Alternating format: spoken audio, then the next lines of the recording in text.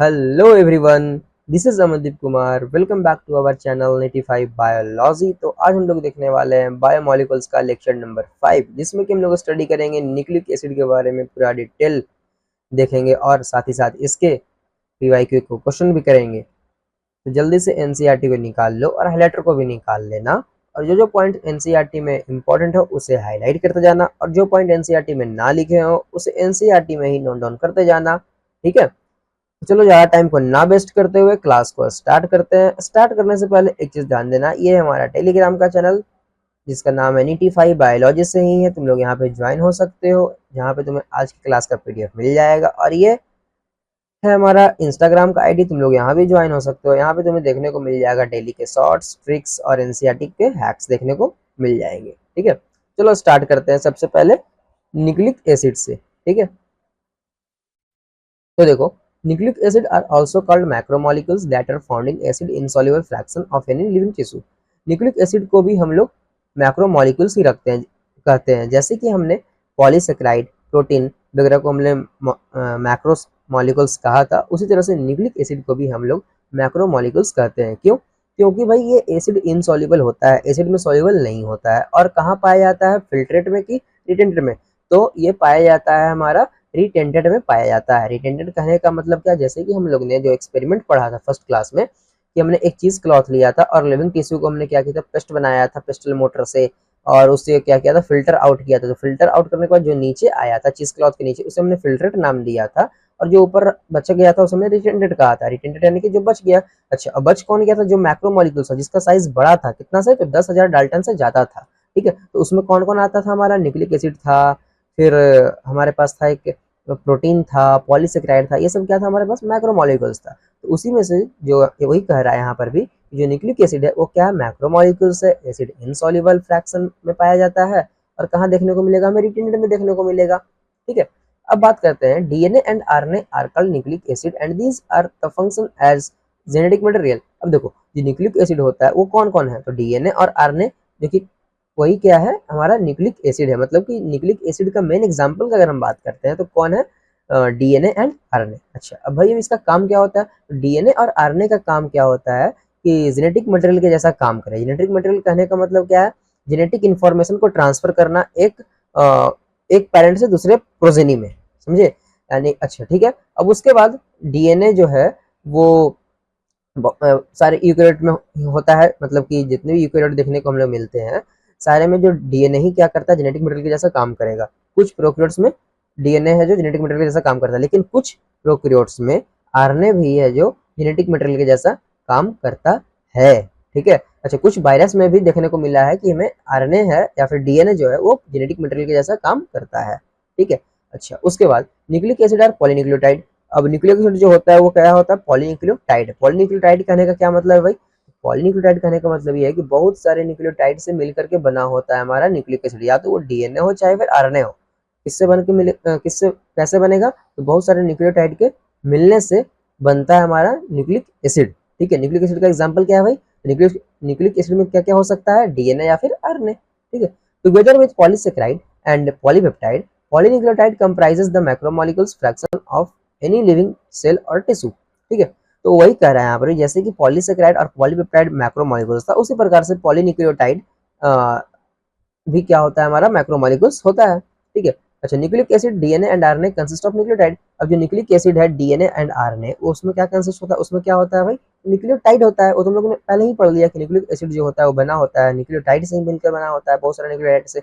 वही कर रहा है यहाँ पर भी, जो डीएनए और आरएनए जो होता है वो किससे बना होता है? तो न्यूक्लियोटाइड से बना होता है।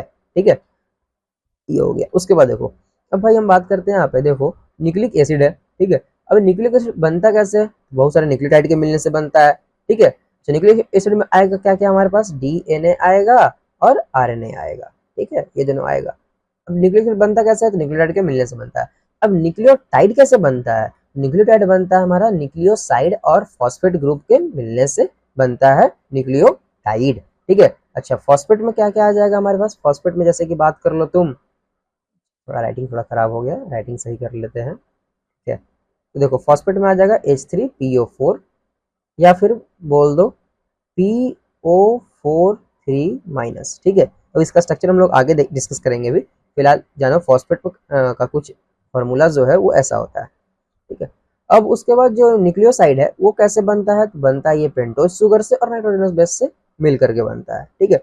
अब बात करें लोग पेंटोज शुगर में, जैसे कि हम लोगों ने कार्बोहाइड्रेट में पढ़ा था पेंटोज शुगर के बारे में, तो उसमें हमने देखा था डीऑक्सीराइबोज और राइबोज दोनों के बारे में पढ़ लिया है वहां पर ही, ठीक है। तो डीऑक्सीराइबोज कहाँ मिलेगा, डीऑक्सीराइबोज का जो शुगर है वो कहाँ देखने को मिलेगा, तो डीएनए में मिलेगा, और जो राइबोज का जो शुगर है वो कहाँ देखने को मिलेगा, आरएनए में मिलेगा, ठीक है। उसके बाद बात करते हैं नाइट्रोजनस बेस का, तो नाइट्रोजनस बेस में भी हमारे दो चीज देखने को मिलेगा, ठीक है। एक होता है प्यूरिन, एक होता है पाइरिमिडिन, ठीक है। यानी कि कहने का मतलब है नाइट्रोजनस बेस का यहाँ पे तोड़ते नहीं हम लोग, ठीक है। ये जो लिखा है नाइट्रोजनस बेस को जो बांटा है प्यूरिन और पाइरिमिडिन में, ये जैसे कि हमने क्या किया, न्यूक्लियोटाइड को तोड़ा दो चीज में, यानी कि जो न्यूक्लियोटाइड होता है वो दो चीज से बना होता है, एक न्यूक्लियोसाइड और फॉस्फेट से, ठीक है। अब जो न्यूक्लियोसाइड है वो बना होता है पेंटोज शुगर और नाइट्रोजनस बेस से। तो अब हम ये नहीं कहेंगे कि नाइट्रोजनस बेस बना होता है प्यूरिन और पाइरिमिडिन से, ये नहीं कहेंगे।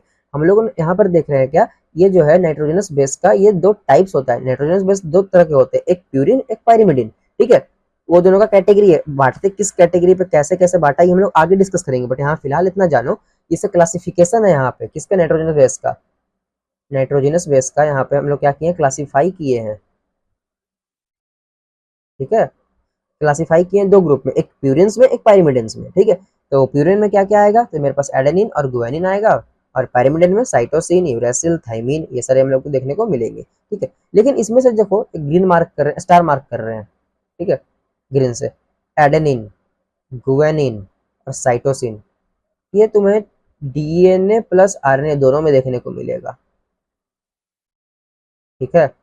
लेकिन लेकिन लेकिन एक चीज और का ध्यान देना, ब्लैक से लिखना, यूरेसिल जो है वो सिर्फ और सिर्फ आरएनए में देखने को मिलेगा, और जो थाइमिन जो है वो सिर्फ और सिर्फ डीएनए में देखने को मिलेगा, समझे, इस बात का ध्यान देना। बाकी फर्दर हम लोग आगे देखते हैं क्लासिफिकेशन इसका कैसे कैसे हम लोगों ने प्यूरिन में ऐसा क्या है भाई, पाइरिमिडिन में ऐसा क्या होता है, जिससे कि हमने नाइट्रोजन बेस को बांट दिया प्यूरिन और पाइरिमिडिन में, ठीक है, वो हम लोग आगे देखेंगे। चलो ठीक है, फिलहाल हम लोग अभी देखते हैं न्यूक्लियोटाइड्स के बारे में, कि जो न्यूक्लियोटाइड्स के बारे में हम लोग पढ़ते आ रहे हैं, नाम सुनते आ रहे हैं कि न्यूक्लिक एसिड जो है न्यूक्लियोटाइड से बना होता है, न्यूक्लियोटाइड का पॉलीमर होता है। तो भाई न्यूक्लियोटाइड आखिर में होता क्या है, न्यूक्लियोटाइड आखिर में होता है हमारा न्यूक्लियोसाइड प्लस फॉस्फेट का ग्रुप, ठीक है। न्यूक्लियोटाइड क्या होता है, न्यूक्लियोसाइड और फॉस्फेट का ग्रुप, ठीक है। अच्छा, ये तो हो गया हमारा पहला लाइन, इसको हम लोग समझते हैं, थोड़ा देर से समझेंगे, पहले हम लोग नीचे वाला लाइन समझते हैं। नीचे वाला लाइन में कहता है कि न्यूक्लियोटाइड जो बना होता है उसमें क्या क्या होगा, हमें नाइट्रोजनस बेस देखने को मिलेगा, पेंटोज शुगर देखने को मिलेगा, और एक फॉस्फोरिक ग्रुप बोलो, फॉस्फोरिक एसिड बोलो या फिर फॉस्फेट बोलो, ये दोनों हम लोग को देखने को मिलेगा, ठीक है। मतलब न्यूक्लियोटाइड में नाइट्रोजनस बेस मिलेगा, पेंटोज शुगर मिलेगा और एक फॉस्फेट ग्रुप मिलेगा, ठीक है, ये हो गया। तो कहने का मतलब है, और ऊपर वाला लाइन में लिखता है कि उसमें मिलेगा न्यूक्लियोसाइड और फॉस्फेट, ठीक है। तो हम लोग यहाँ पर क्या करते हैं, फॉस्फेट को अलग करते हैं, यहाँ पर फॉस्फेट को अलग करते हैं, क्योंकि फॉस्फेट दोनों में लिखा है, लेकिन बात रहा वहाँ पे सिर्फ एक वर्ड लिखा है ऊपर वाले में न्यूक्लियोसाइड, नीचे में कहता है कि नहीं नाइट्रोजनस बेस और शुगर दोनों। तो हम लोग क्या कह सकते हैं, यहाँ पर से कंक्लूजन निकल सकते हैं कि न्यूक्लियोसाइड जो बना है वो क्या नाइट्रोजनस बेस और शुगर से मिलकर बना होगा, ये तो हम लोग यहाँ से कंक्लूजन निकाल सकते हैं, क्योंकि देखो फॉस्फेट ऊपर वाले में भी है, फॉस्फेट नीचे वाले में, तो फॉस्फेट तो कॉमन हो गया दोनों में, लेकिन बचा क्या, ऊपर में बच रहा है हमारा न्यूक्लियोसाइड और नीचे में बच रहा है हमारे पास नाइट्रोजनस बेस और पेंटोज शुगर। तो जो नाइट्रोजनस बेस, तो हम लोग यहाँ से कह सकते हैं कि जो न्यूक्लियोसाइड होता है वो बना होता है किसके किसका, तो नाइट्रोजनस बेस का और पेंटोज शुगर का, हम लोग तो पीछे वाले चार्ट में भी पढ़ के आए हैं, ठीक है। तो हम लोग यहाँ से कह सकते हैं कि जो न्यूक्लियोटाइड होता है वो न्यूक्लियोसाइड प्लस फॉस्फेट का बना होता है, या फिर न्यूक्लियोटाइड जो होता है वो पेंटोज शुगर, फॉस्फेट ग्रुप और एक नाइट्रोजनस बेस से मिलकर बनता है। अब नीचे डायग्राम देख लेते हैं, ये फॉस्फेट ग्रुप हो गया, ये पेंटोज शुगर हो गया और यहाँ पे नाइट्रोजनस बेस हो गया, तीनों को मिला दिए तो हमारा क्या फॉर्मेशन हो गया, न्यूक्लियोटाइड का फॉर्मेशन हो गया, ठीक है। तो यहाँ तक हो गया। अब चलते हैं हम लोग नेक्स्ट, आगे देखो नेक्स्ट हमारे पास है नेमिंग, ठीक है। नेमिंग कैसे कैसे करते हैं हम लोग न्यूक्लियोटाइड में, ठीक है। अच्छा, इसे थोड़ा अच्छा से समझो, ये जो देखो यहाँ पर ये जो ऊपर में दिया हुआ है ना, ये है आरएनए के लिए और ये नीचे में जो है डीएनए के लिए। अब हम कैसे पहचाने इसे कि आरएनए के लिए और कैसे डीएनए के लिए, तो सिंपल सा कुछ नहीं, शुगर देखो, शुगर कौन सा है, यहाँ पे देखो राइबोज शुगर, राइबोज शुगर कहाँ पाया जाएगा, तो आरएनए में। डीऑक्सीराइबोज शुगर कहाँ पाया जाएगा, डीऑक्सीराइबोज शुगर आरएनए में, डीऑक्सीराइबोज शुगर डीएनए में पाया जाएगा, ठीक है। इसे ऐसे तुम पहचान सकते हो, या फिर एक और तरीका, यूरेसिल देखो यहाँ पे यूरेसिल है, यूरेसिल कहाँ पाया जाएगा, तो आरएनए में। थायमिन कहाँ देखने को मिलेगा, तो डीएनए में। तो ये टेबल किसका हो जाएगा, डीएनए का। ये जो टेबल है किसका हो जाएगा, आरएनए का। ठीक है, बाकी जो एडेनिन, गुआनिन और साइटोसिन ये तो तीनों में पाया जाएगा, मतलब सॉरी ये दोनों में पाया जाएगा, ये तीनों दोनों में पाया जाएगा, डीएनए में भी आरएनए में भी। ठीक है, अब इस पे हम लोग नेमिंग देखते हैं कि न्यूक्लियोटाइड में क्या नेमिंग करते हैं। अब न्यूक्लियोटाइड है, यहाँ पे 3 चीज होना चाहिए, बेस है, शुगर है, फॉस्फेट ग्रुप भी है, बट यहाँ पे लिखा हुआ नहीं है, इसलिए हम यहाँ पे लिख देते हैं। यहाँ पे प्रेजेंट है H3PO4, इसमें भी दोनों में, क्योंकि दोनों हम लोग क्या कर रहे हैं, न्यूक्लियोटाइड का हम लोग नेमिंग देख रहे हैं ना, इसलिए प्रेजेंट है यहाँ पे H3PO4 ग्रुप, यानी फॉस्फेट ग्रुप प्रेजेंट है। चलो ये हो गया। अब नेक्स्ट देखो, नेक्स्ट हम लोग नेमिंग देखते हैं, अब स्टार्ट करते हैं। जैसे देखो मेरे पास क्या है, शुगर राइबोज ही है, क्योंकि हम लोग आरएनए देख रहे हैं तो सारा शुगर तो मेरा राइबोज होगा, फॉस्फेट ग्रुप भी होगा ही होगा। चेंज क्या होगा भाई, चेंज होगा मेरे पास बेस। ठीक है, तो बेस को चेंज करो, एडेनिन आया तो इसको हम लोग बोलेंगे एडेनाइलिक एसिड। फिर इसका एक और एग्जांपल हो जाएगा, या फिर बोल सकते हैं इसको एडेनोसिन मोनोफॉस्फेट। गुआनिन बेस आया तो इसे बोल देंगे गुआनाइलिक एसिड, या फिर गुआनोसिन मोनोफॉस्फेट। साइटोसिन आया तो साइटिडिलिक एसिड या फिर साइटोडिन मोनोफॉस्फेट। यूरेसिल आया तो यूरिडाइलिक एसिड या फिर यूरिडिन मोनोफॉस्फेट। ठीक है, अब उसी तरह से हम लोग डीएनए का देखते हैं। डीएनए में क्या होगा, तो एडेनिन है, इसमें कुछ नहीं करना है, जैसे कि हम लोग ने ऊपर में देखा आरएनए वाले में, उसी तरह से हम लोग यहाँ पे क्या करेंगे, डीएनए वाले में सिर्फ सभी के नाम के आगे खाली डीऑक्सी लगा देना है। जैसे कि यहाँ पर क्या था, एडिनाइलिक एसिड, तो यहाँ पर क्या हो जाएगा, डीऑक्सी एडिनाइलिक एसिड। यहाँ पर क्या था, ग्यूनाइलिक एसिड, तो डीऑक्सी ग्यूनाइलिक एसिड। एडिडाइलिक एसिड, यहाँ पे डीऑक्सीडाइलिक एसिड। यूरिडाइलिक एसिड यहाँ पे हो जाएगा, बट यहाँ देखो, हाँ यहाँ पर कंफ्यूज, यहाँ पे दिक्कत होगा, ये देखो यूरेसिल है, यहाँ पे यूरेसिल में है क्या, मतलब आरएनए है, तो आरएनए में तो यूरेसिल प्रेजेंट होगा, और डीएनए में तो थाइमिन प्रेजेंट होगा। तो यहाँ पर ये मत कर देना डीऑक्सी यूरिडाइलिक एसिड, ये होता ही नहीं है, डीऑक्सी यूरिडाइलिक एसिड होता नहीं है, और थाइमिडाइलिक एसिड भी नहीं होता है। ठीक है, सिर्फ क्या होता है, तो डीऑक्सी थाइमिडाइलिक एसिड होगा और यूरिडाइलिक एसिड होता है। क्यों, क्योंकि भाई जो थाइमिन है वो डीएनए में प्रेजेंट होता है, और यूरेसिल जो है वो आरएनए में प्रेजेंट होता है। तो यूरेसिल डीएनए में प्रेजेंट नहीं होता है और थाइमिन आरएनए में प्रेजेंट नहीं होता है, इसलिए थाइमिडाइलिक एसिड नहीं होगा और डीऑक्सी यूरिडाइलिक एसिड नहीं होगा। ठीक है, तो देखो यहाँ पर, अब यहाँ पे थाइमिन है, थाइमिन के लिए क्या यूज करेंगे हम लोग, डीऑक्सी थाइमिडाइलिक एसिड होगा। ठीक है, और यहाँ पर जो शॉर्ट में जो लिखा हुआ है ये भी ऊपर वाला कैसे है भाई, तो deoxy adenosine monophosphate, deoxy guanosine monophosphate, deoxy cytidine monophosphate, deoxy thymidine monophosphate, ऐसे हम लोग इसका नेमिंग करेंगे। ठीक है, तो ये था हमारा न्यूक्लियोटाइड का नेमिंग, और जितना भी था हम लोग न्यूक्लियोटाइड को कंप्लीट कर लिए। हम चलते हैं आगे नेक्स्ट न्यूक्लियोसाइड पे। ठीक है, न्यूक्लियोसाइड में क्या है, देखो जैसे देखो न्यूक्लियोसाइड में क्या है, जो बना होता है किससे मिलकर, तो नाइट्रोजनस बेस से बना होता है और पेंटोज शुगर से मिलकर बना होता है। तो देखो यहाँ पर नीचे डायग्राम भी दिया है, ये शुगर है, यहाँ पे नाइट्रोजनस बेस है, दोनों को मिला दिया तो क्या बन गया, न्यूक्लियोसाइड बन गया। ठीक है, ये हो गया। अब नेक्स्ट देखो डिफरेंस दिया हुआ है न्यूक्लियोसाइड और न्यूक्लियोटाइड का, कि न्यूक्लियोसाइड और न्यूक्लियोटाइड में क्या होता है, टेबल समझ लो। ठीक है, तो देखो न्यूक्लियोसाइड साइड में, न्यूक्लियोसाइड जब पढ़ोगे ना तो उसमें आएगा एस, और न्यूक्लियोटाइड जब पढ़ोगे ना तो उसमें आएगा टी। ठीक है, तो एस और टी, एस से हो गया सेकंड यानी कि 2, टी से हो गया ट्राई यानी 3। ठीक है, तो जो न्यूक्लियोटाइड है उसमें कितना ग्रुप, 3 कंपोनेंट देखने को मिलेगा। अच्छा, जो न्यूक्लियोटाइड सेकंड यानी कि दो ग्रुप देखने को मिलेगा, यानी 2 कंपोनेंट देखने को मिलेगा। तो कौन कौन सा भाई, तो यहाँ पे न्यूक्लियोसाइड में बेस और शुगर, न्यूक्लियोटाइड में बेस और शुगर, यहाँ भी बेस और शुगर दोनों में मिलेगा, लेकिन न्यूक्लियोसाइड में फॉस्फेट ग्रुप एब्सेंट होता है और न्यूक्लियोटाइड में फॉस्फेट ग्रुप प्रेजेंट होता है, टाइड यानी 3। यहाँ पर एक और कौन जुड़ेगा, फॉस्फेट। न्यूक्लियोसाइड मतलब क्या, दो में कौन, एक हो गया बेस, एक हो गया शुगर। ठीक है, अच्छा अब एग्जाम्पल का बात करते हैं, तो न्यूक्लियोसाइड में देखा जाए तो इसमें एग्जाम्पल होगा एडिनोसिन और गुआनोसिन। ठीक है, न्यूक्लियोटाइड में अगर एग्जाम्पल देखा जाए तो एटीपी, जीटीपी, डीएटीपी, ये सारे हो जाएगा मेरा न्यूक्लियोटाइड। ठीक है, ये हो गया। उसके बाद नेमिंग देख लेते हैं न्यूक्लियोसाइड का। ठीक है, जैसे कि हमने न्यूक्लियोटाइड का देखा था, तो ये जो ऊपर वाला है ये आरएनए का है, और नीचे वाला जो है ये किसका है, डीएनए का। यहाँ पर उसी तरह से हम लोग पहचानेंगे जैसे कि पीछे हम लोग पहचाने थे। पहले क्या देख लेंगे, यहाँ पर राइबोज शुगर है सब में, तो राइबोज शुगर कहाँ प्रेजेंट होगा, आरएनए में। डीऑक्सीराइबोज शुगर है, ये कहाँ प्रेजेंट होगा, तो डीएनए में प्रेजेंट होगा, इससे पहचान सकते हैं। या फिर देख लो ये रेसिल का टेबल है, तो ये रेसिल कहाँ प्रेजेंट होगा, आरएनए में। ये थाइमिन का टेबल है, थाइमिन कहाँ प्रेजेंट होगा, डीएनए में। ठीक है, ये हो गया। अच्छा, अब जैसे कि हमने देखा था कि पिछले वाले टेबल में वहां पे क्या था, फॉस्फेट ग्रुप प्रेजेंट था। ठीक है, यहाँ पे क्या है, एब्सेंट है, एब्सेंट है H3PO4 यहाँ पर भी, मुझे ये हो गया। अब देखो नेक्स्ट, जैसे कि मेरे पास अब चेंज क्या क्या होगा भाई, तो चेंज होगा मेरे पास बेस होगा, और फॉस्फेट ग्रुप तो है ही नहीं, फॉस्फेट ग्रुप है ही नहीं ना डीएनए में ना आरएनए में, और शुगर तो वही रहेगा आरएनए का, राइबोस शुगर सभी में, ठीक है। तो बेस चेंज करते हैं, चलो एडेनिन अगर आया तो इसको बोलेंगे एडिनोसिन, गुआनिन आया तो गुआनोसिन, साइटोसिन आया तो साइटिडिन, यूरासिल आया तो यूरिडिन, ठीक है। उसी तरह से अगर मेरे पास डीएनए वाले में होगा, डीएनए में अगर मेरे पास एडेनिन आया तो उसे बोलेंगे डीऑक्सीडेनोसिन, गुआनिन तो डीऑक्सीगुआनोसिन, साइटोसिन तो डीऑक्सीसाइटिडिन, थाइमिन तो डीऑक्सीथाइमिडिन। यहाँ पे यूरासिल नहीं होगा, जैसे हम लोग पीछे देखा था कि डीएनए के पास यूरासिल नहीं होता है, आरएनए के पास थाइमिन नहीं होता है, ठीक है। तो ये भी यहाँ पे हमारा चार्ट कंप्लीट हुआ। अब एक देखो टेबल है, ये टेबल नहीं है, एक छोटा सा डायग्राम बना हुआ है जिससे कि हम लोग न्यूक्लियोटाइड और न्यूक्लियोसाइड दोनों को एक पेज पे अच्छे से समझ लें क्या है। देखो सबसे पहले हमारे पास एक नाइट्रोजनस बेस है, एक शुगर है और एक फॉस्फेट ग्रुप है। तो कुछ नहीं करना है, नाइट्रोजनस बेस जो है और शुगर, ठीक है, दोनों को जब हम लोग मिला दिया तो बन गया हमारे पास न्यूक्लियोसाइड, ठीक है। अब ये न्यूक्लियोसाइड में ही हमने क्या किया, एक फॉस्फेट ग्रुप को ऐड कर दिया तो फॉर्मेशन हो गया मेरा न्यूक्लियोटाइड का। यही सिंपल है और कुछ नहीं है इसमें, ठीक है। उसके बाद नेक्स्ट आता है मेरे पास फॉस्फेट ग्रुप, ठीक है। ये है मेरे पास फॉस्फेट ग्रुप, जैसे कि हम लोगों ने फॉर्मूला पहले देख लिया था, H3PO4 फॉर्मूला होता है या फिर PO4 3-। अब इसका स्ट्रक्चर देख लो कैसा होता है, यानी ये स्ट्रक्चर फिर भी याद रखना इंपॉर्टेंट नहीं है, लेकिन याद रखना आगे काम देगा, अभी हम लोग सीखेंगे तो, ठीक है। उसके बाद देखते हैं पेंटोज शुगर, ठीक है।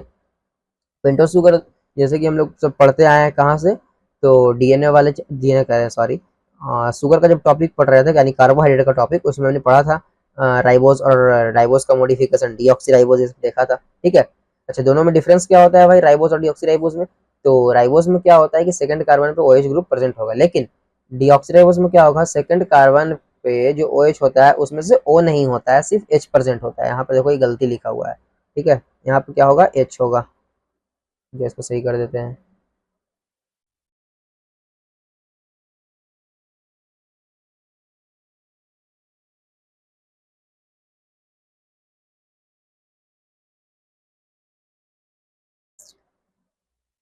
हाइड्रोजन प्रेजेंट होगा, ठीक है। तो ये हो गया मेरा डीऑक्सी राइबोज शुगर और ये हो गया मेरा राइबोज शुगर, ठीक है।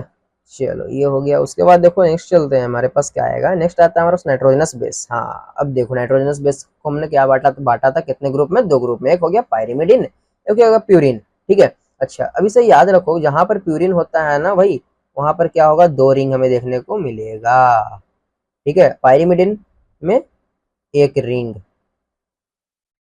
अच्छा अब यहाँ पर देखो, इसे तुम ऐसे याद रखो, नाम छोटे लेकिन दर्शन बड़े, नाम बड़े लेकिन दर्शन छोटे। दर्शन मतलब जो दिख रहा है, नाम तो इसका बड़ा है पायरिमिडिन का, लेकिन दर्शन यानी कि जो रिंग है इसका वो छोटा होता है, यानी कि एक रिंग होता है। अच्छा प्यूरिन में क्या होगा, इसका नाम तो छोटा है लेकिन दर्शन इसका बड़ा होता है, उल्टा होता है, ठीक है। तो रिंग कितना पाया जाएगा इसमें, 2 रिंग पाया जाएगा, ठीक है। अच्छा अब पायरिमिडिन में क्या क्या आता है, पायरिमिडिन में मेरा आता है साइटोसिन, यूरासिल और थाइमिन।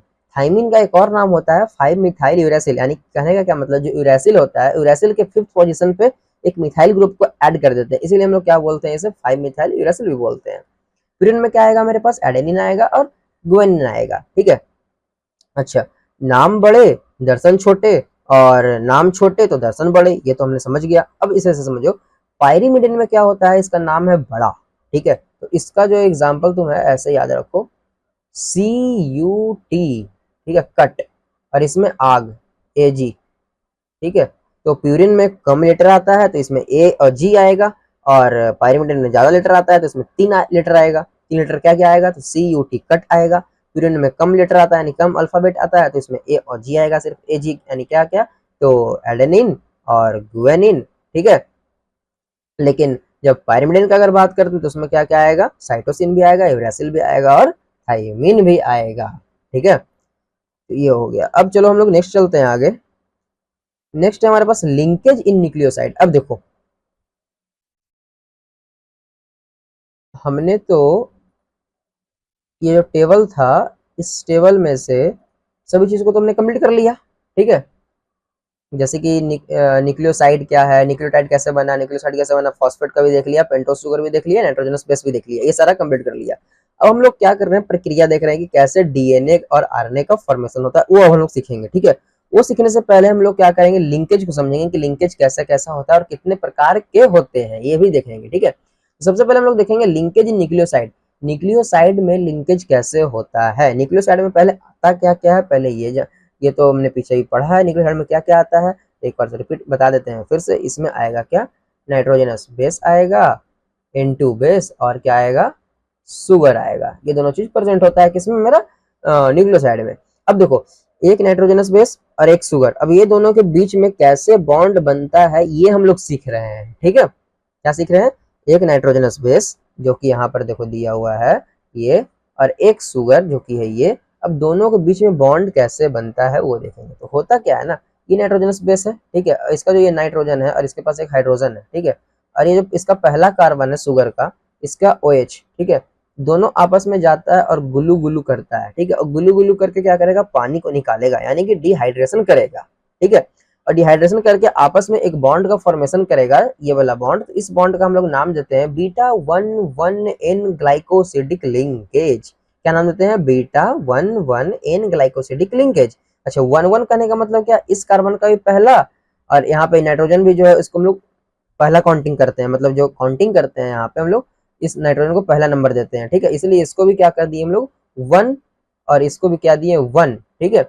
और ये जो मेरा क्या बोलते हैं, ये जो सुगर है ये कैसा है, तो बीटा है, तो इसलिए हम लोग लिख दिए बीटा। तो ये हो गया बीटा 1,1 ग्लाइकोसिडिक बॉन्ड। कैसा बॉन्ड बना है, N ग्लाइकोसिडिक लिंकेज है। अच्छा, ग्लाइकोसिडिक क्या से आया मेरा, ग्लाइकोसिडिक तो हमने यूज किया इसके लिए, यानी इसके लिए, किसके लिए, सुगर के लिए, और जो N था वो कहाँ से आया, ये नाइट्रोजन, ये वाला N है, ठीक है। तो देखो, ये जो लिंकेज का जो हमने नेमिंग किया ना, इसे कुछ सोच समझ के किया अच्छे से, जब इसको तोड़ तोड़ के समझोगे ना तो अच्छे से बहुत सारा मतलब निकलता है इस लिंकेज से भी।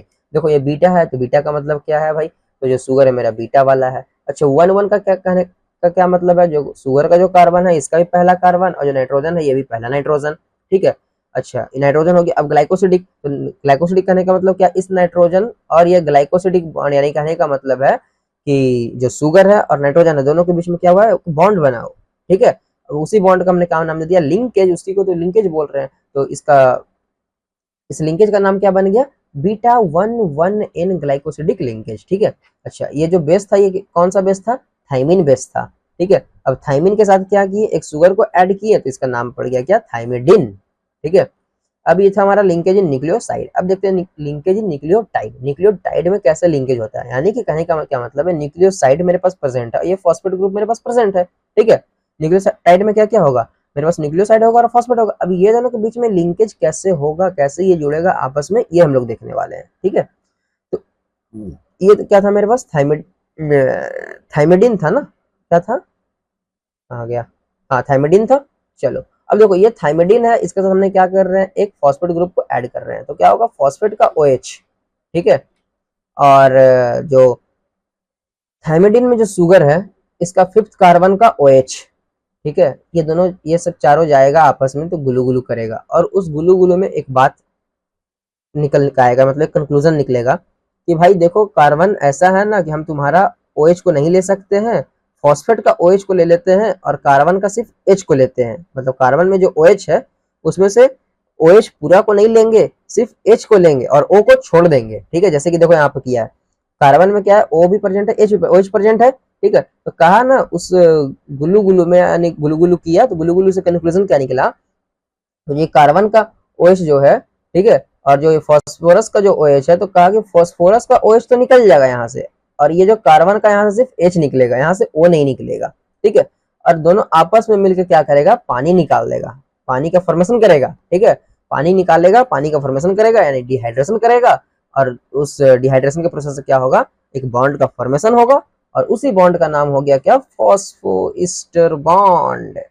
कौन सा बॉन्ड, फॉस्फोइस्टर बॉन्ड। और जब ये फॉस्फोइस्टर बॉन्ड का फॉर्मेशन हो गया तो क्या, किसका फॉर्मेशन हुआ, न्यूक्लियोटाइड का फॉर्मेशन हुआ, और इसीलिए अब इसका नाम देखो चेंज हो गया, थाइमिडिन से डीऑक्सीथाइमिडाइलिक एसिड, ठीक है। ये हुआ हमारा लिंकेज इन न्यूक्लियोटाइड। अब हम लोग देखते हैं लिंकेज इन न्यूक्लियोटाइड, सॉरी, लिंकेज इन डाइन्यूक्लियोटाइड।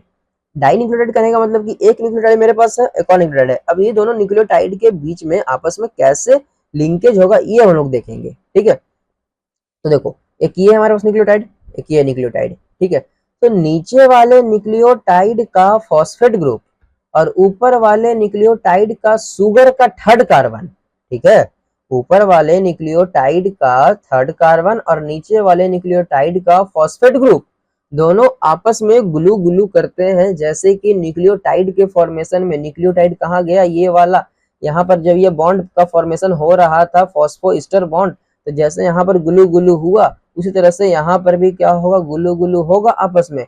और यहाँ से भी एक कंक्लूजन निकलेगा कि भाई कार्बन कार्बन तुम्हारे पास OH तो है, ठीक है, लेकिन तुम्हारा हम OH को नहीं लेंगे, सिर्फ H को लेंगे, और तुम मेरा फॉस्फोरस बोला, तुम मेरा OH को ले लो और तुम अपना सिर्फ H को दे दो, और हम क्या करेंगे, पानी निकाल देंगे, पानी निकाल के एक और फॉस्फोइस्टर बॉन्ड का फॉर्मेशन कर देंगे आपस में, ठीक है। और फॉस्फोइस्टर बॉन्ड का जब फॉर्मेशन होगा तो ये वाला न्यूक्लियोटाइड और ये वाला न्यूक्लियोटाइड दोनों आपस में लिंक कर जाएगा, ठीक है। तो इसी को हम लोग ने बोल दिया क्या, लिंकेज इन डाई न्यूक्लियोटाइड, दो न्यूक्लियोटाइड के बीच में लिंकेज, ठीक है। अब देखो यहाँ पे ये फॉस्फोइस्टर बॉन्ड, ये फॉस्फोइस्टर बॉन्ड, जब ये दोनों फॉस्फोइस्टर बॉन्ड आपस में जुड़ जाएगा, मतलब जुड़ नहीं जाएगा, ये ऊपर वाला जो फॉस्फोइस्टर बॉन्ड है और ये वाला जो फॉस्फोइस्टर बॉन्ड है, ये दोनों फॉस्फोइस्टर बॉन्ड को मिला करके हमने क्या नाम दे देते हैं, फॉस्फोडाइस्टर बॉन्ड नाम देते हैं, ठीक है।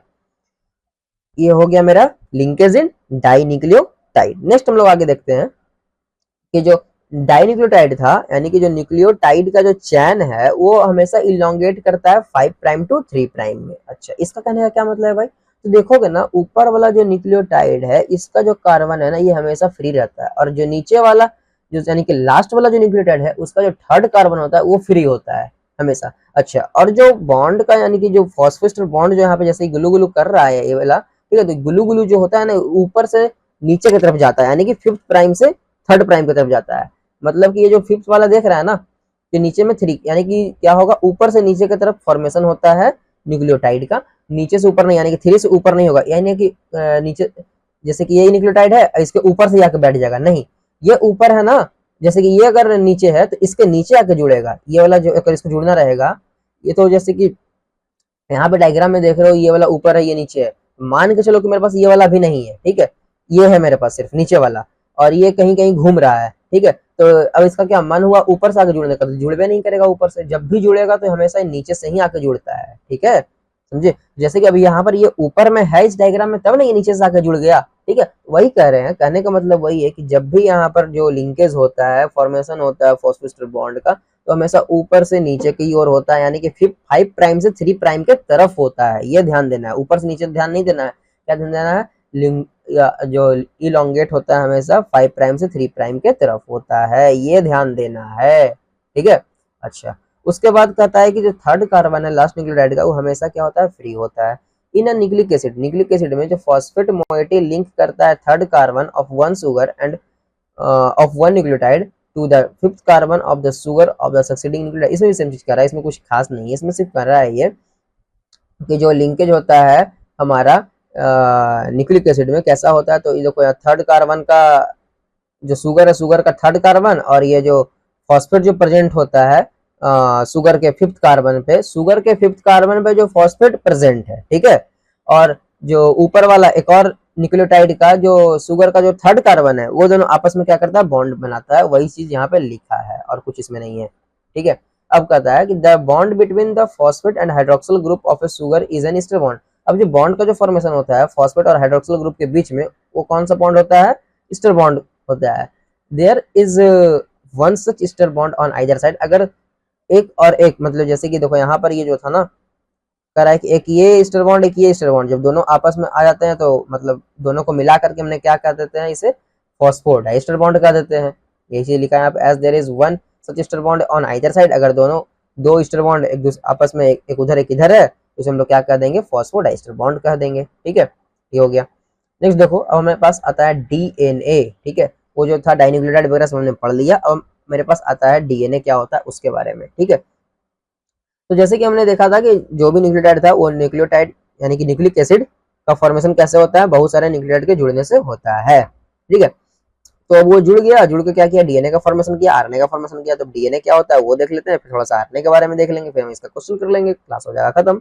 चलो डीएनए को देखते हैं फटाक से क्या होता है। तो देखो डीएनए का सबसे पहले फुल फॉर्म देखते हैं, तो इसका फुल फॉर्म होता है डीऑक्सीराइबोन्यूक्लिक एसिड। अच्छा, डिस्कवर किसने किया था, तो मिस्र ने किया था। Discover nucleic acid from first cell. अच्छा, जो न्यूक्लिक एसिड का जो डिस्कवरी हुआ था, यानी कि डीएनए होता कहाँ है भाई, तो न्यूक्लियस में होता है, ठीक है।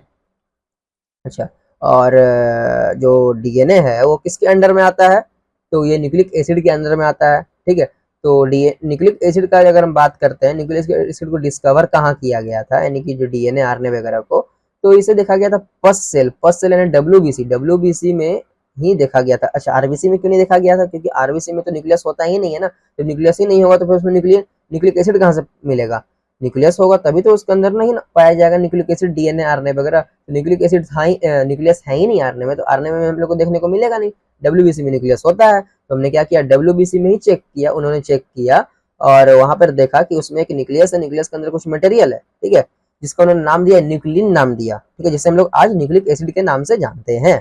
ठीक है, अब देखो structure study by the help of X-ray crystallography by Maurice Wilkins and Rosalind Franklin. अब देखो डीएनए का जो स्ट्रक्चर है एक्स-रेज, वो किसने दिया था, तो एक्स-रे स्ट्रक्चर दिया था किसने, मॉरिस विल्किंस ने और रोजालिंड फ्रैंकलिन ने। लेकिन जो डबल स्टैंडर्ड हेलिक्स स्ट्रक्चर है डीएनए का, उसको एक्सप्लेन किसने किया था, तो जेम्स वाटसन ने किया था और फ्रांसिस क्रिक ने किया था।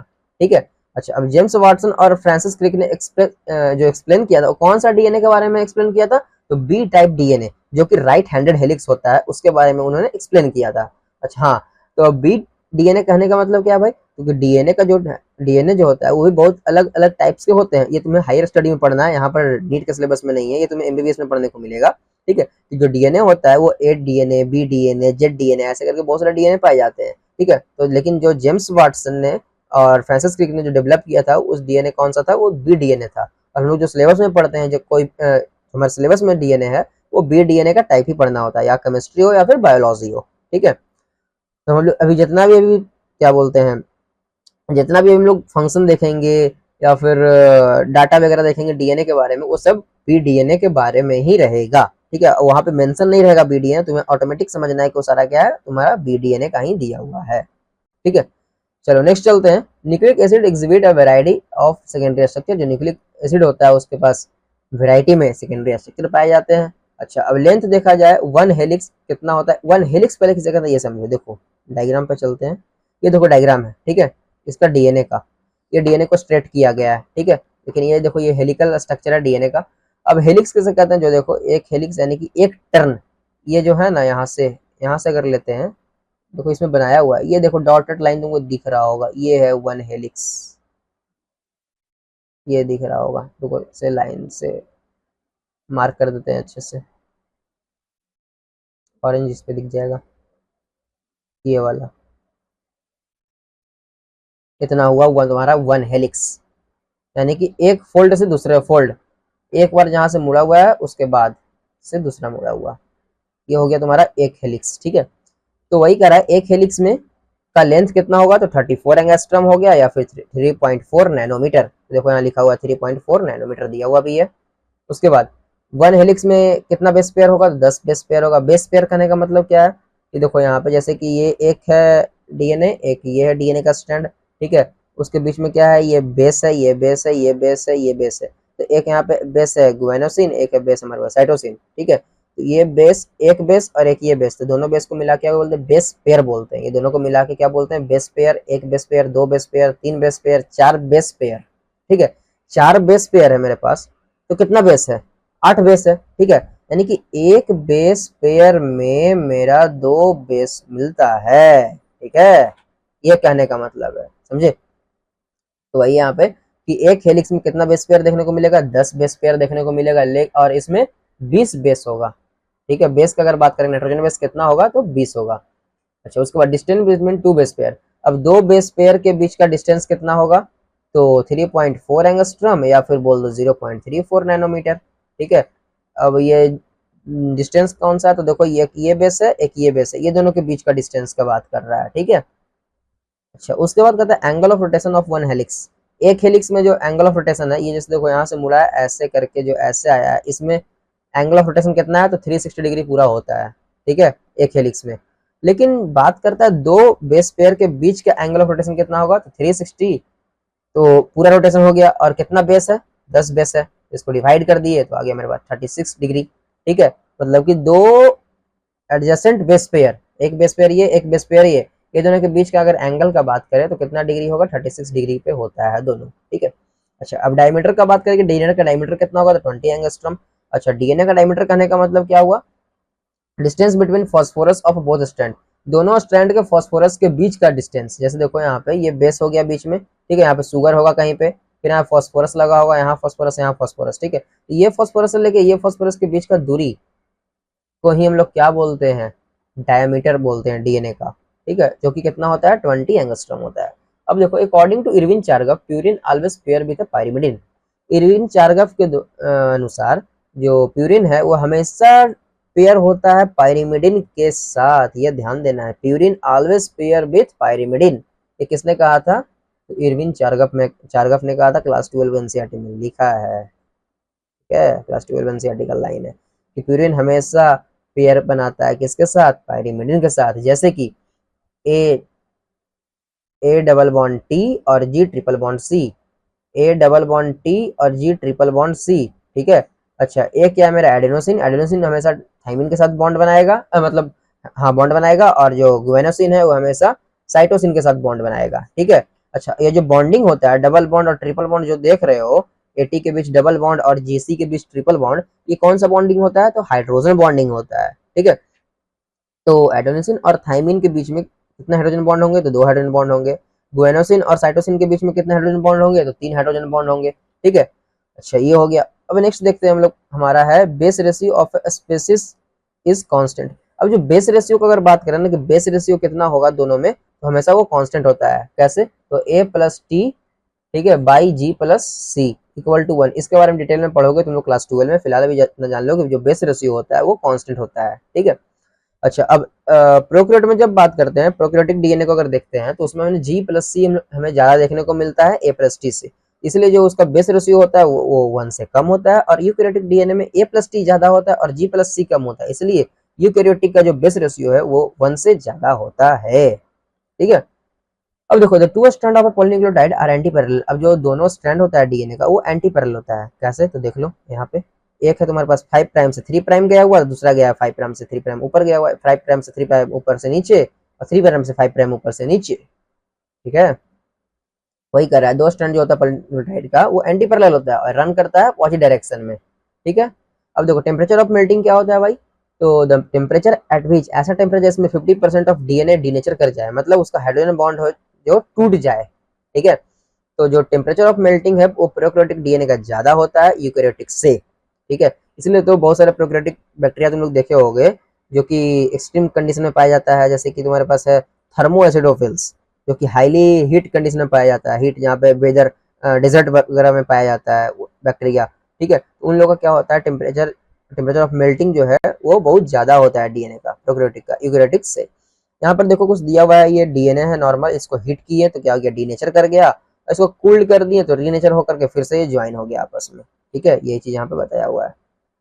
चलो अब चलते हैं हम लोग नेक्स्ट आगे की ओर। आगे कहता है कि the backbone of DNA is found by sugar and phosphate. जो डीएनए का बैकबोन है वो किसके द्वारा बनता है, शुगर और फॉस्फेट के द्वारा बनता है, ना कि नाइट्रोजनस बेस के द्वारा बनता है। ये ध्यान देना, जो बैकबोन किसने बनाता है, शुगर और फॉस्फेट बनाता है। ये पूछा हुआ इनसे नीट का क्वेश्चन है। Step of DNA structure found by nitrogen base. अब जो स्ट्रक्चर है, steps of DNA structure found by nitrogen base. Steps कहने का मतलब कि जैसे सीढ़ी, लैडर देखे हो, लैडर सीढ़ी, सीढ़ी में क्या होता है कि ऐसे ऐसे लाइन रहता है, तो वही उसी को बोल रहा है स्टेप्स ऑफ डीएनए। जो स्टेप्स है डीएनए का वो बनता है नाइट्रोजनस बेस के द्वारा। Nucleus cleaves the phosphodiester bond. Nucleus जो है वो क्या करता है, फॉस्फोडाइस्टर बॉन्ड को तोड़ता है। न्यूक्लियस क्या है, एक एंजाइम है जो कि न्यूक्लियस को काटने वाला, सॉरी न्यूक्लियस को काटने वाला नहीं, न्यूक्लिक एसिड को तोड़ने वाला जो एंजाइम है न्यूक्लियस, ठीक है, वो क्या करता है, फॉस्फोडाइस्टर बॉन्ड को ही तोड़ देता है। अच्छा, अब न्यूक्लिक एसिड को तोड़ने वाला कहने का मतलब क्या है, न्यूक्लिक एसिड बना किससे, न्यूक्लियोटाइड से बना है, तो न्यूक्लियोटाइड को तोड़ने वाला, न्यूक्लियोटाइड को तोड़ने वाला कौन कौन जो एंजाइम, उस एंजाइम का नाम क्या है, न्यूक्लियस नाम है, ठीक है, जो क्या करता है, तोड़ता है फॉस्फोडाइस्टर बॉन्ड को। अच्छा, उसके बाद ligase form the phosphodiester bond. लेकिन अगर हम क्या करते हैं, टूटा हुआ मेरे पास बहुत सारा न्यूक्लियोटाइड है और उसको जोड़ना है, तो क्या करेंगे, उसमें लाइगेस डाल देंगे, तो क्या होगा, फॉस्फोडाइस्टर बॉन्ड बन जाएगा, जुड़ जाएगा, ठीक है। सारा न्यूक्लियोटाइड जुड़ेगा तो क्या होगा, फॉस्फोडाइस्टर बॉन्ड का फॉर्मेशन हो जाएगा, जैसे कि हम लोग पहले देख लिए हैं सारा।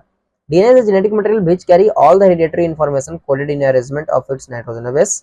डीएनए जो है वो क्या, जेनेटिक मटेरियल है जो कि करता है जितना वो स्टोर करता है और कैरी करता है सारा का सारा हेरिडिटरी इंफॉर्मेशन कोड करता है एक अरेंजमेंट ऑफ नाइट्रोजनस बेस के, मतलब नाइट्रोजनस बेस के अरेंजमेंट के फॉर्म में जितना भी हेरिडिटरी इन्फॉर्मेशन है उसको क्या करता है, स्टोर करता है और कैरी करता है एक जनरेशन से दूसरे जनरेशन में।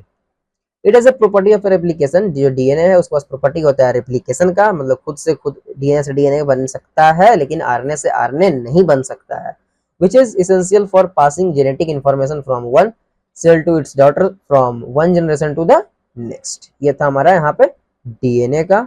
नेक्स्ट क्या है भाई, तो कुछ डिफरेंस दिया हुआ है आरएनए, नहीं ये है आरएनए। अब हाँ चलो, अब आरएनए, ये था हमारे पास डीएनए का, खत्म हो गया यहाँ पे।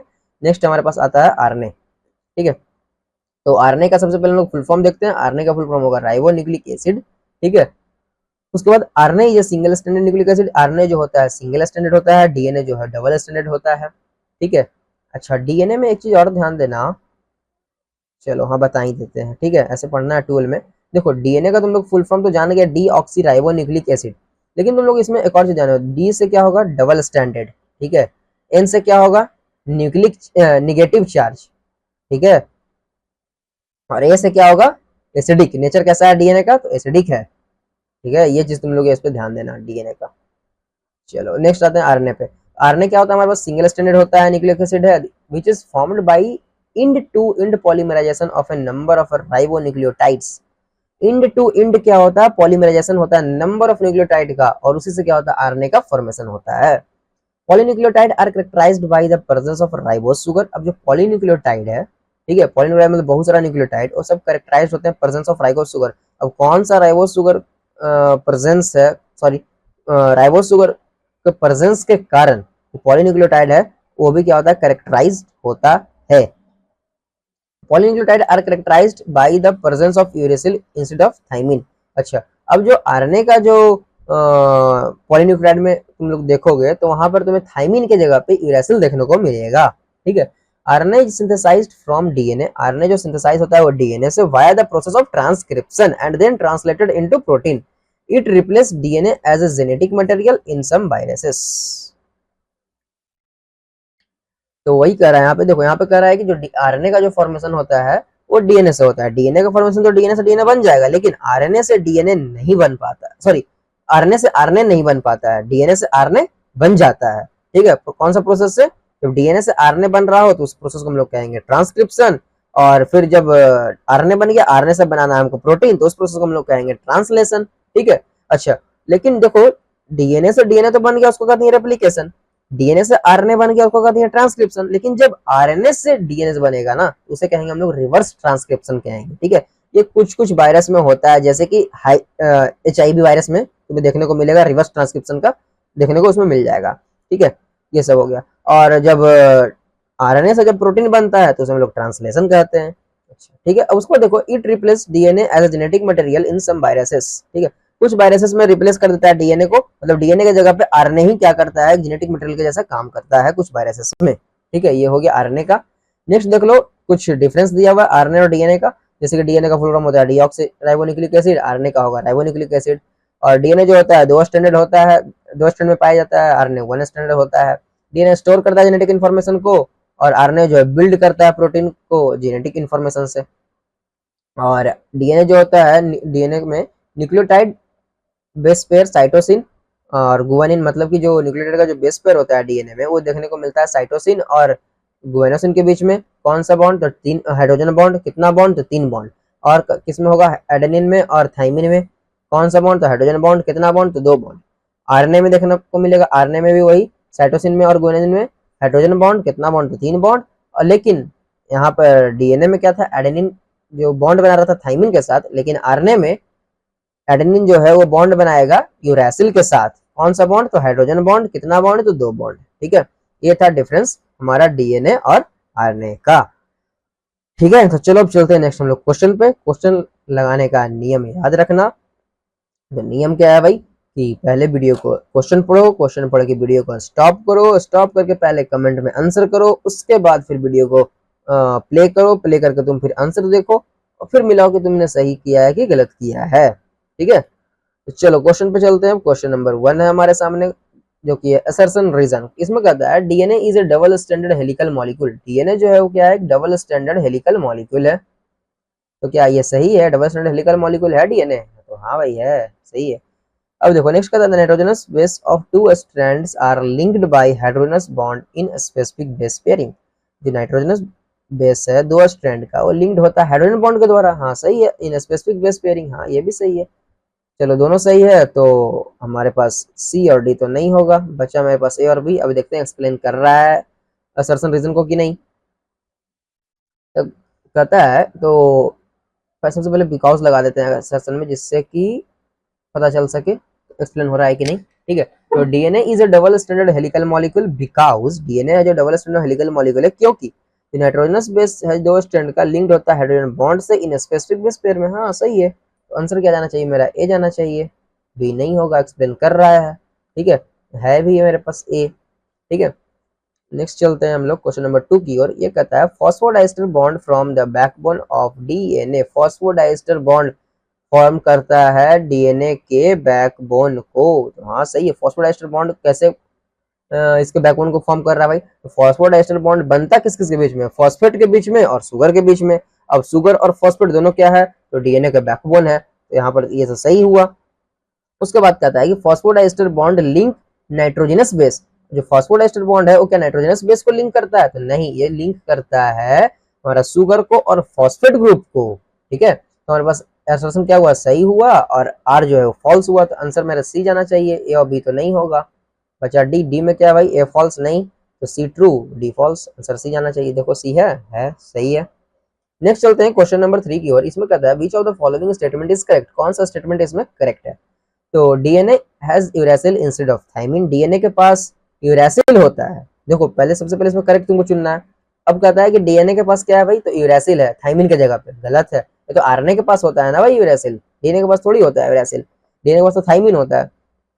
RNA is more stable then DNA. ठीक है, अगर तुमने मेरा शॉर्ट्स देखा होगा तो वहां पर मैंने बताया था कि आरएनए जो होता है वो लेस स्टेबल होता है, और शॉर्ट्स में तो बताया ही था, लेकिन वहां पर कार्बोहाइड्रेट वाले टॉपिक्स में भी जब बात आया था राइबोस शुगर और डीऑक्सी राइबोस शुगर का, तो वहां पर भी मैंने बताया था कि जो आरएनए होता है, आरएनए क्यों स्टेबल ज्यादा होता है और डीएनए सॉरी आरएनए क्यों कम स्टेबल होता है और डीएनए क्यों ज्यादा स्टेबल होता है, ये मैंने वहां पे बताया था। ठीक है, तो इसका रीजन है कि डीएनए जो होता है, पहली बात जान लो कि डीएनए ज्यादा स्टेबल होता है। ठीक है, आरएनए जो होता है वो कम स्टेबल होता है। ये लाइन जो लिखा है गलत है। अब कैसे भाई वो समझो, तो देखो आरएनए में क्या पाया जाता है, राइबोस शुगर, डीएनए में क्या पाया जाएगा, डीऑक्सीराइबोस शुगर। ठीक है, आरएनए का जो सेकंड कार्बन पे जो ओएच ग्रुप होता है ना, वही उसको आरएनए को क्या करवाता है, अनस्टेबल करवाता है।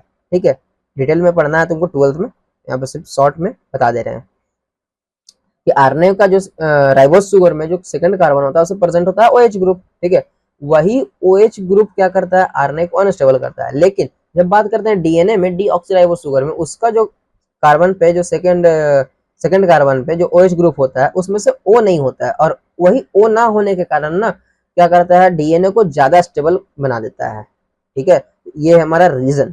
ठीक है, जो कि हमने बताया था वहां पर राइबोस और डीऑक्सीराइबोस के स्ट्रक्चर में भी, और शॉर्ट्स में भी बताया, शॉर्ट्स भी बनाया हुआ है मैं इस पे। ठीक है, उसके बाद है मेरे पास ऑप्शन थर्ड कहता है इन डीएनए, डीएनए में क्या होता है कि A pair with T through two hydrogen bond. हाँ सही है। Guanine pair with thymine in DNA, नहीं ये नहीं होगा, तो मेरा ऑप्शन नंबर सी सही है। सी है, देखो हाँ सही है। चलो अब चलते हैं नेक्स्ट आगे क्वेश्चन नंबर 4 की ओर। कहता है कि select the incorrect statement. Incorrect statement को सिलेक्ट करना है। इनकरेक्ट है यहाँ पे, पहले करेक्ट था, यहाँ पे अब इनकरेक्ट है। तो देखो यहाँ पे the sugar in RNA is ribose. जो शुगर है आरएनए में वो क्या राइबोज है, नहीं नहीं नहीं नहीं नहीं सॉरी, इनकरेक्ट पूछ रहा है ना हमसे। हाँ हाँ, तो ये तो फिर हमारा सही हुआ ना। DNA contain the base uracil. DNA में यूरेसिल नहीं होता है, डीएनए में थाइमिन होता है। ठीक है, RNA can be single stranded, हाँ सही है। Nucleotide are monomer of nucleic acid, हाँ सही है। ठीक है, तो आंसर मेरा बी जाना चाहिए, बी है, हाँ सही है। चलो नेक्स्ट चलते हैं क्वेश्चन नंबर 5 की ओर। क्वेश्चन नंबर 5 कहता है which of the following correctly matched the bond type. कौन से इसमें से है जो कि बॉन्ड को करेक्टली मैच कर रहा है। देखो यहाँ पे पहले पेयर है और यहाँ पे टाइप ऑफ बॉन्ड है। तो बेस और शुगर, ठीक है समझो, बेस कौन सा बेस, तो नाइट्रोजन बेस, और शुगर दोनों के बीच में कैसा बॉन्ड होगा, तो ग्लाइकोसिडिक बॉन्ड होगा। हाँ भाई सही है, ग्लाइकोसिडिक बॉन्ड ही तो होगा, एन ग्लाइकोसिडिक होगा, बट एन नहीं लिखा है, कोई दिक्कत नहीं, चलेगा। ठीक है, बॉन्ड कैसा होगा, ग्लाइकोसिडिक बॉन्ड होगा। ठीक है, अच्छा शुगर और फास्फोर जो बैकबोन है उसके बीच में कैसा बॉन्ड, तो फॉस्फोडाइस्टर बॉन्ड, सही है। अच्छा, बेस और बेस के बीच में कैसा बॉन्ड, तो हाइड्रोजन बॉन्ड, हाँ ये भी सही है। तो हमारे पास तीनों तो सही है, ऑल ऑफ दिस होगा, आंसर सी होना चाहिए। देखो है सी, सी है भी, चलो सही है। उसके बाद चलो क्वेश्चन नंबर 6 पे, इसमें क्या था कि इसमें से कौन सा करेक्ट है रिगार्डिंग डीएनए के लिए भी और आरएनए के लिए भी, दोनों के लिए। Both DNA and RNA are double standard, या डीएनए और आरएनए दोनों डबल स्टैंडर्ड, नहीं गलत है। Sugar in DNA is ribosome, sorry sorry sorry ribosome नहीं, sugar in DNA is ribose, DNA का जो सुगर है वो राइबोस है और आरएनए का जो सुगर है वो डीऑक्सीराइबोस है, ये भी गलत है। डीएनए का सुगर डीऑक्सीराइबोस है, आरएनए का सुगर राइबोस है। DNA is more stable then ribo RNA, सही है हाँ। RNA has thymine instead of uracil, RNA के पास थाइमिन है यूरासिल की जगह पे, गलत है भाई। आरएनए के पास यूरासिल होता है, थाइमिन नहीं होता है। ठीक है, तो इसमें सही कौन सा है मेरे पास, ओनली 3, सिर्फ तीसरा सही है। ठीक है, बाकी कोई सही नहीं है, आंसर मेरा 3 है अभी। देखो ये नीट 2022 का क्वेश्चन है, ध्यान देना। और भी पीवाईक्यू आया क्या, पीवाईक्यू नहीं आया, चलो यहीं से शुरू हुआ है पीवाईक्यू, ध्यान देना होगा क्वेश्चन को। इसमें तुमको इसमें भी करेक्ट बताना है न्यूक्लिक एसिड के बारे में। अब देखो ये चीज को ध्यान देना, करेक्ट उसमें भी था, करेक्ट इसमें भी था, लेकिन उसमें डीएनए और आरएनए दोनों के बारे में था, यहाँ पे सिर्फ न्यूक्लिक एसिड के बारे में। ये नीट 2019 का क्वेश्चन है। ठीक है, उसके बाद DNA contain thymine but not uracil, DNA में थाइमिन होता है लेकिन यूरासिल नहीं होता है, सही है। RNA contain uracil but not thymine, RNA में यूरासिल होता है लेकिन थाइमिन नहीं होता है, हाँ भाई ये भी सही है। Both DNA and RNA have cytosine, RNA और डीएनए दोनों के पास साइटोसिन होता है, हाँ ए जी सी तो तीनों के पास होता है, लोचा होता है टी और यू का। ठीक है, तो टी किसके पास होगा, तो डीएनए के पास, यू किसके पास होगा, तो आरएनए के पास। तो ये भी तो मेरे पास, ये वाला भी लाइन भी सही है। अब कहता है DNA and RNA both have deoxyribose sugar, DNA और आरएनए दोनों के पास डीऑक्सीराइबोस शुगर होगा, तो नहीं ये नहीं होगा। तो 1 2 3 सही है, ये होना चाहिए, ये है भी, चलो सही है। उसके बाद नेक्स्ट चलते हैं क्वेश्चन नंबर 8 पे, कहता है कि which of the following statement is true, कौन सा इसमें स्टेटमेंट ट्रू है, नीट 2017 क्वेश्चन है। इस अब देखो, अब सिर्फ ट्रू पूछा है, ना डीएनए ना आरएनए ना न्यूक्लिक एसिड, कुछ नहीं, सिर्फ पूछ रहा है true. Uracil is present in DNA, गलत। Thymine is present in RNA, गलत। Both RNA and DNA have a guanine, सही। डीएनए हैज राइबोस शुगर, गलत। तो सही कौन सा है भाई, मेरा सिर्फ 3 है, ओनली 3 है, आंसर जाना चाहिए मेरा ऑप्शन नंबर बी। ठीक है, बी है बी। नेक्स्ट चलते हैं क्वेश्चन नंबर 9 की ओर। 9 कहता है कि आइडेंटिफाई द करेक्ट स्टेटमेंट, इसमें हमें करेक्ट बताना है, ये नीट 2016 का क्वेश्चन है। ठीक है, फॉस्फोडाइस्टर बॉन्ड लिंक करता है शुगर को और फॉस्फेट को, हाँ सही है। उसके बाद हाइड्रोजन बॉन्ड लिंक करता है बेस इन 2 डीएनए स्ट्रैंड, जो हाइड्रोजन बॉन्ड है वो लिंक करता है 2 स्ट्रैंड, मतलब एक डीएनए का एक ये स्ट्रैंड है, एक डीएनए का ये स्ट्रैंड है। अब ये दोनों डीएनए का स्ट्रैंड को जुड़ना है, कैसे जुड़ेगा, नाइट्रोजन बेस के थ्रू जुड़ेगा, तो नाइट्रोजन बेस के थ्रू बीच में कौन सा बॉन्ड बनेगा, तो हाइड्रोजन बॉन्ड बनेगा, हाँ भाई तो ये भी सही है ना। उसके बाद कहता है glycosidic bond link phosphate to nitrogen, या फॉस्फेट और नाइट्रोजन में कोई बॉन्ड बनता है, पहले तो ये देखो ना, फॉस्फेट और नाइट्रोजन में कोई बॉन्ड ही नहीं बनता है भाई, तो इसके बीच में बॉन्ड ही नहीं बनता है, तो फिर हम ग्लाइकोसिडिक बॉन्ड या फिर कोई बॉन्ड को बात ही कहाँ से आएगा, ये तो होगा ही नहीं, ऐसे भी गलती है। अब कहता है DNA is made of nucleotide, DNA जो बना होता है न्यूक्लियोटाइड का बना होता है, तो हाँ ये सही है। तो आंसर होगा मेरा 1 2 4, ये सही है, ये जाना चाहिए ऑप्शन, देखो है सही है। नेक्स्ट चलते क्वेश्चन नंबर 10 पे, ये कहता है which of the following statement is not correct, कौन सा स्टेटमेंट इसमें से करेक्ट नहीं है। ठीक है, नीट 2014 क्वेश्चन है। DNA has deoxyribose sugar, DNA के पास डीऑक्सीराइबोस शुगर होता है, हाँ नॉट करेक्ट पूछा है, यानी कि इनकरेक्ट तुमसे पूछ रहा है, गलती पूछ रहा है, गलती कौन सा है, ये वाला सही है। उसके बाद ये सेकंड देखो, सेकंड पढ़ते हैं, RNA is usually single standard, RNA single stranded होता है, सही है। ए पेयर विथ टी, ए जो है पेयर करता है टी के साथ थ्रो 3 हाइड्रोजन बॉन्ड, नहीं गलत है। देखो एडेनिन थायमिन के साथ तो बॉन्ड बनाता है, लेकिन 2 हाइड्रोजन बॉन्ड होता है, 3 हाइड्रोजन बॉन्ड नहीं होता है, तो इसलिए क्या होगा, गलत हो जाएगा। उसके बाद आरएनए के पास यूरासिल होता है, हाँ ये सही है, तो आंसर में सी जाना चाहिए, सी है, चलो है भी सही है। उसके बाद क्वेश्चन नंबर 11 पे चलते हैं। 11 में देखो असर्शन रीजन फिर से आ गया, इसमें कहता है कि the heterocyclic compound in nucleic acid are the nitrogen base, जो हेट्रोसाइक्लिक कंपाउंड है न्यूक्लिक एसिड में वो क्या होता है, नाइट्रोजनस बेस होता है, हाँ सही है। हेट्रोसाइक्लिक कंपाउंड कहने का मतलब कि ऐसा साइकिल जिसमें कि साइकिल तो है लेकिन उसमें बहुत अलग अलग कंपाउंड है, मतलब कि जैसे देखो नाइट्रोजन नाइट्रोजन बेस जितना भी देखे तुमने, प्यूरिन है पायरिमिडिन है, ये सारा सब में तुम्हें जितना भी उसका रिंग था प्यूरिन पायरिमिडिन का जो भी रिंग था, उसमें तुम्हें कार्बन भी था प्रेजेंट और नाइट्रोजन दोनों प्रेजेंट था उस रिंग में, इसलिए कह रहा है कि hydrocyclic compound in nucleic acid are the nitrogenous base, तो ये सही है। उसके बाद adenine and guanine are substituted pyrimidine, जो एडेनिन है और गुआनिन है वो क्या है, सब्स्टिट्यूटेड पायरिमिडिन है। देखो यहाँ पे क्या लिखा है, पायरिमिडिन। इसको कह रहा है क्या, एडेनिन और गुआनिन को पायरिमिडिन कह दिया और यूरासिल साइटोसिन और थाइमिन को प्यूरिन्स कह दिया, जो कि क्या है, गलत है। ये लाइन क्या हो गया, गलत। एडेनिन और गुआनिन तो प्यूरिन है ना भाई, तो साइटोसिन थाइमिन और यूरासिल तो हमारा पायरिमिडिन है ना। तो हमारा क्या हो जाएगा, पहला सही दूसरा गलत, A is true and R is false. तो ये भी गलत, ये भी गलत, ये भी गलत, आंसर मेरा सी जाना चाहिए, सी है भी। चलो नेक्स्ट चलते हैं। नेक्स्ट क्वेश्चन नंबर 12 है हमारा, कहता है adenosine guanosine thymidine uridine cytidine are all, ये सारा का सारा क्या है, एडिनोसिन गुआनोसिन थाइमिडिन। ये देखो नेमिंग अगर अच्छा से समझो, नेमिंग अच्छा से पढ़ो तो ये क्वेश्चन तुमसे बन जाएगा। ये इसका होगा पहला तुम्हारा न्यूक्लियोसाइड है ये सारा। उसके बाद adenylic acid, guanylic acid, uridylic acid, cytidylic acid, ये सारा क्या हमारा न्यूक्लियोटाइड है। तो आंसर मेरा यहाँ पे बी जाना चाहिए, ठीक है, बी है बी। उसके बाद चलते आगे क्वेश्चन नंबर 13 की ओर। ये कहता है refers to the given reaction, adenine के साथ एक्स जुड़ा, ठीक है, तो ये बन गया एडेनोसिन। उसके बाद एडेनोसिन के साथ बाई जुड़ा तो बन गया एडेनाइलिक एसिड। देखो एसिड वाला जो टर्म्स है ना लास्ट में, एसिड जैसे आ रहा है, adenylic acid, guanylic acid, cytidylic acid, acid वाला जो टर्म है ये कब आएगा जानते हो, जब फॉस्फेट ग्रुप जब जुड़ता है ना, तब जाकर के वो कंपोनेंट पूरा एसिडिक बन जाता है, तब वहां पर एसिडिक ग्रुप एसिड ऐड होता है, ठीक है। तो जब एसिड आया तो इसे पकड़ लो कि यहाँ पे क्या जुड़ा होगा, फॉस्फेट जुड़ा होगा, जरूर यहाँ पे फॉस्फेट जुड़ा होगा, तब जाकर के ये एसिड यहाँ पर नाम आया इसका। तो देखो एसिड फॉस्फेट है किस किस में, तो सिर्फ एक ही में तो फॉस्फेट है, बाई में, तो यही आंसर में रह जाएगा बी, और क्या।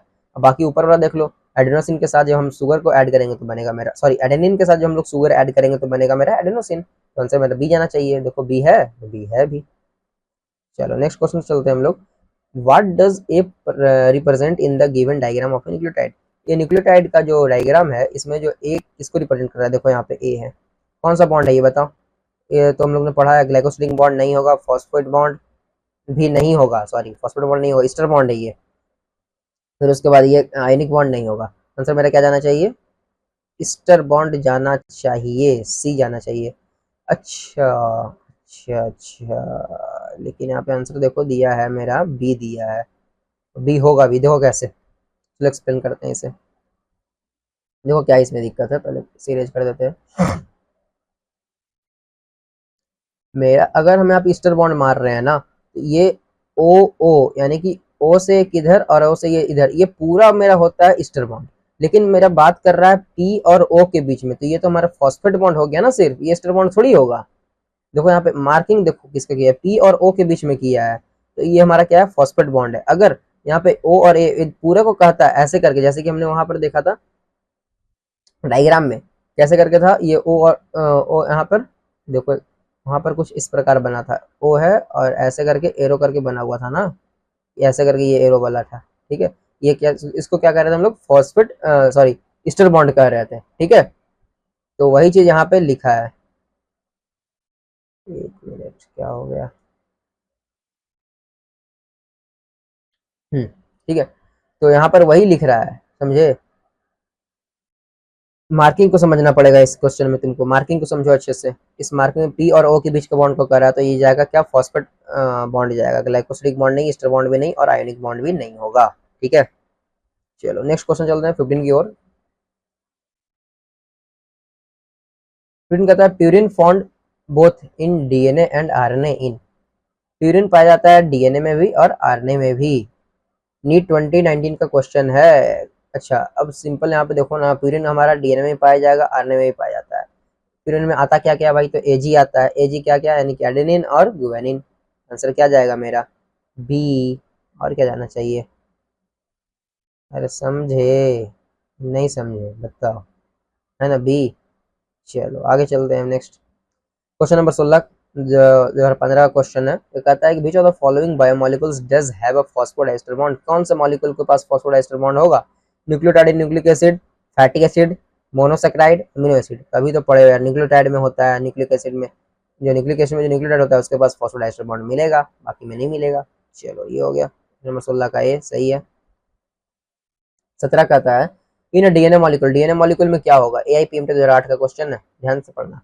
Total amount of purine nucleotide and pyrimidine nucleotide are not always equal, जो अमाउंट होता है प्यूरिन का और पायरिमिडिन का क्या वो इक्वल नहीं होता, इक्वल होता है, ये गलत है, ठीक है।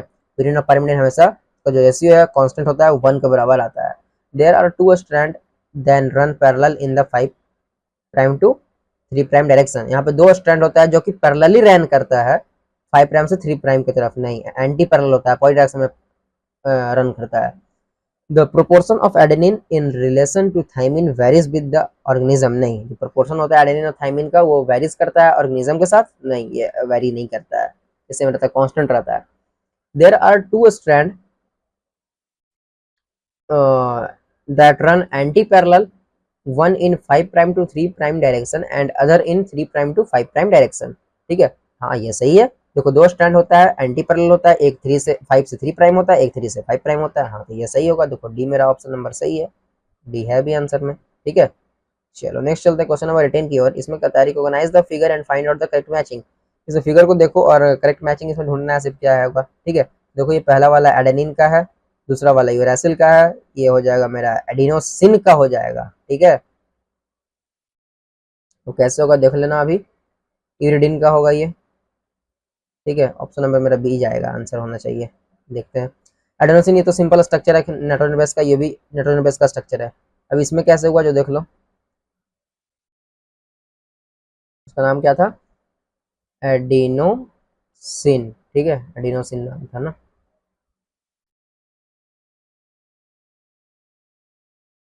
चलो हटाओ ना, इतना नाम क्या करना है इसका, पेश करते हैं। चलो देखो एडिनोसिन कैसे हुआ जो देख लो खाली सिर्फ। इसके पास क्या है, तो इसके पास एक शुगर का ग्रुप है और एक एडेनिन बेस लगा है। शुगर के साथ जब बेस लगा रहता है, सॉरी हाँ, शुगर के साथ जब एडेनिन बेस रहेगा तो इसे नाम क्या देंगे हम लोग, एडेनोसिन देंगे, यानी क्या है, न्यूक्लियोसाइड है। ठीक है, उसके बाद देखो यहाँ पे ये भी शुगर है यहाँ पर, और ये जो बेस जुड़ा है ये कौन सा बेस है, तो यूरिडिन यूरासिल का बेस है। ठीक है, तो ये भी क्या है, न्यूक्लियोसाइड है। न्यूक्लियोसाइड में यूरासिल के बेस को हम लोग क्या कहते हैं, यूरिडिन कहते हैं। आंसर क्या जाना चाहिए, ऑप्शन नंबर बी होना चाहिए। देखो बी है। चलो नेक्स्ट आगे बढ़ते हैं हम लोग क्वेश्चन नंबर 19 की ओर। 19 कहता है which of the following statement is correct about B DNA. B DNA के लिए कौन सा स्टेटमेंट सही है। नीट 2016 का क्वेश्चन है फेज 2 का। ठीक है, इसके पास 10 बेस पेयर होता है पर टर्न, सही है। Pitch of helix is 0.3 nanometre. जो पिच होता है हेलिक्स का वो क्या 0.3 नैनोमीटर होता है, नहीं 3.4 नैनोमीटर का होता है जो पिच होता है वो। डायमीटर जो होता है वो 3.4 नैनोमीटर का नहीं, डायमीटर होता है जो 20 नैनोमीटर का होता है, सॉरी 20 एंगस्ट्रॉम का होता है। ठीक है, उसके बाद it is a left handed helix, left handed नहीं होता है, ये राइट हैंडेड होता है। ठीक है, तो यहाँ से मेरा आंसर तो मेरा ए जा रहा है, देखो ये है भी। चलो यहाँ तक हो गया ये खत्म। सो आज के लिए इतना ही, थैंक यू सो मच। मिलते हैं आप लोग से नेक्स्ट वीडियो में। तब तक के लिए वीडियो अगर पसंद आया हो तो लाइक कीजिए, कमेंट में ज़रूर बताएं क्या पसंद आया और क्या पसंद नहीं आया। वीडियो को दोस्तों के साथ शेयर जरूर करें और चैनल को सब्सक्राइब नहीं किया तो सब्सक्राइब भी कर लेना और बेल आइकन को प्रेस कर लेना, जिससे कि नेक्स्ट वीडियो का नोटिफिकेशन तुम्हें मिल जाएगा जल्द से जल्द। ठीक है, तो चलो मिलते हैं आप लोग से नेक्स्ट वीडियो में। तब तक के लिए tata bye bye, keep learning and keep growing.